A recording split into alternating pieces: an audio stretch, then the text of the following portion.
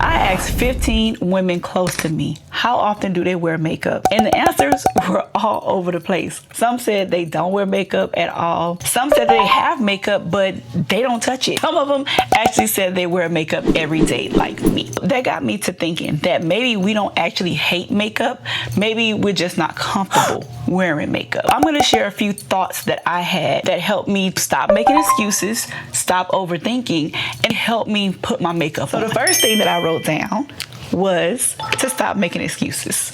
And I don't mean that in a harsh way, because sometimes we tell ourselves we don't have time. I don't know what I'm doing. Child, I don't have nowhere to go. And all of that, it may be true, but it also keeps us from practicing. Now, this brings me to my next point. Wear it for no reason. You do not have to wait until church or brunch, vacation, or some type of special event just to put your makeup on. Wear it to go sit in your living room where you pay all that rent, because that's how you're going to make your face not feel so foreign to you. You got to get comfortable in it. You got to sit in it. You know what I'm saying? Got to sit in it, girl. Let that sit in. Get it? Get it? Learn what your tools are. A lot of the times we get intimidated because we don't know what tool is for what. And you don't need every brush in the world, but you do need to know which brush is for what, as I put on my foundation and switch up my brushes, because I know which one is for putting it on and which one is for blending it in. Okay. Same thing with your products. You must know what your products do. If you don't know what a primer does, bronzer, foundation, concealer, blush does, then you're going to struggle with your makeup routine. It's always going to feel overwhelming, and we want to eliminate that. That's why it's always best to kind of learn what each product is first, then learn your face shape, and then learn how to apply it to your face shape. Makeup is all a process, and as long as you can stay the course, I got faith that you could do this, girl. This next one is a big one. Stop believing that beginner makeup takes 10 minutes. I'm gonna let y'all sit with that one for about a second, because I know that's big. That means a lot to a lot of you that are watching this video. What? It's not 10 minutes?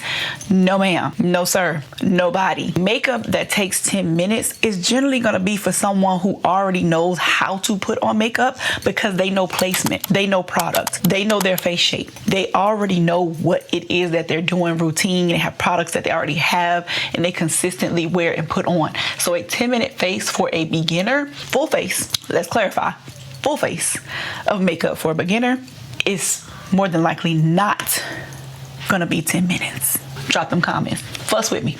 And this might be a little trivial, but it's the truth, okay? Be okay with ugly at first. I know that sounds like a contradiction because we're doing makeup, but keep in mind that it's all a part of the learning and the growth process. You might try it your first couple of times and it may not come out looking how you felt like it should look. That does not mean to give up, but just need a little bit more practice. And that's all. We're gonna keep doing it over and over until you can get that 10-minute makeup. Now, honey, this may be the most hilarious one out of them all. I feel like it is so authentic and so true to life in general, okay? Get a child's opinion.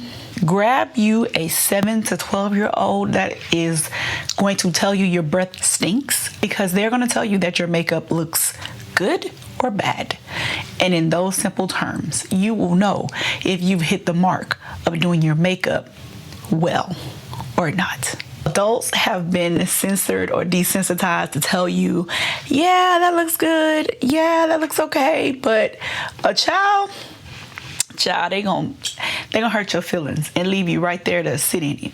If you think I'm lying, try it on anything. Report back. Let me know how it works. Now, I want you to think about this. After you done asked your child that question, Picasso had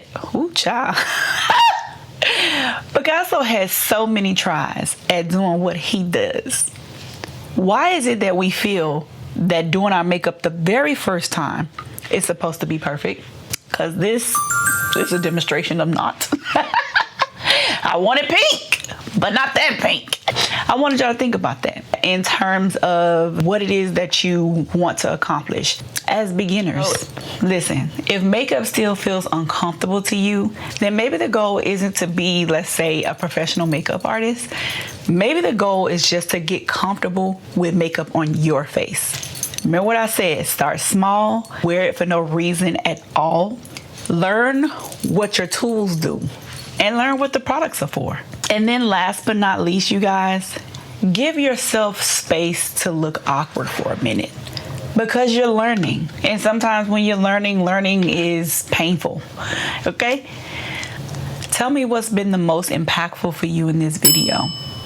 What reason resonates with you? Are you gonna start? I'll see you in the next one. Bye.